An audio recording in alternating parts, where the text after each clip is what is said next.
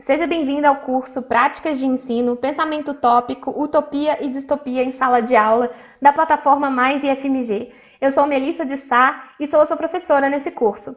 Essa é a aula de número 3.2 e hoje vamos falar um pouco das conclusões e práticas sobre esse curso que tivemos. O pensamento utópico pode ser definido, como a gente viu, como um sonhar social, um impulso coletivo para reimaginar uma realidade melhor ou pior do que a nossa.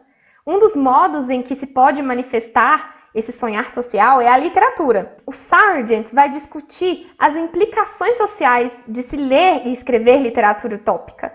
Mesmo que o indivíduo seja responsável pela criação do texto literário, imaginar uma ordem diferente das coisas é um ato que advém das preocupações e esperanças de uma determinada sociedade.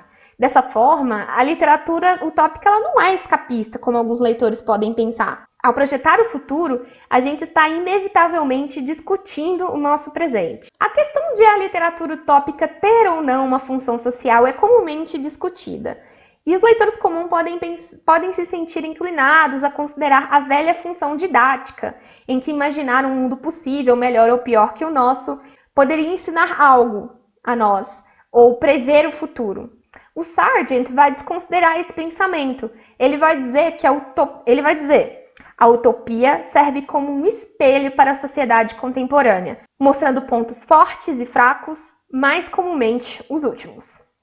Então não é preciso ir longe para entender a relação entre as ansiedades de um tempo e as narrativas utópicas que esse tempo produz. O tema ambiental, por exemplo, tem ganhado destaque nos últimos 20 anos, assim como a guerra nuclear foi pauta de muitas especulações de futuros possíveis nos anos 70 e 80. O uso do pensamento utópico vai de encontro à concepção freiriana de construção do conhecimento, aquela que leva em conta o contexto de aprendiz e o faz refletir sobre a sociedade em que ele vive.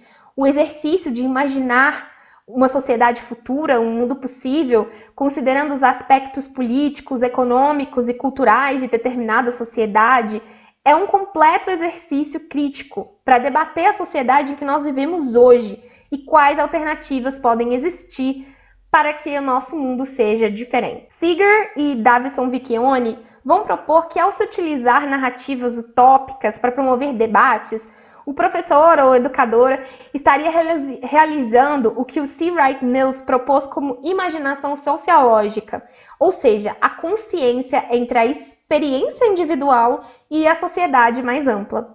Por serem narrativas que dialogam com necessidades individuais e coletivas, as utopias e distopias, em sua forma literária, oferecem debates que podem ser aproveitados como ponto de partida em diversas áreas do conhecimento, não apenas pelo professor de literatura. Então, por exemplo, um professor de biologia pode fazer uso do pensamento utópico de uma sociedade que eliminou as doenças a partir do mapeamento genético, para discutir os limites éticos da engenharia genética.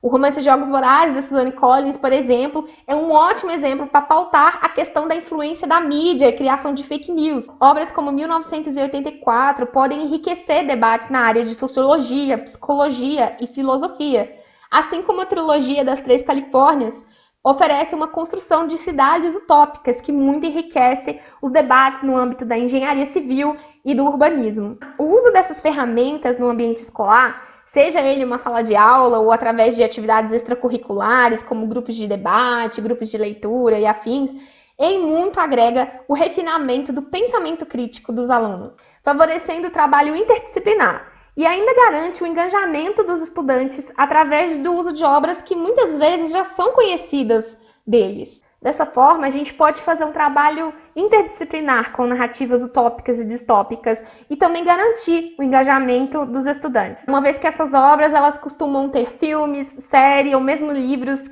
que são best-sellers e que já são queridinhos dos alunos mais jovens.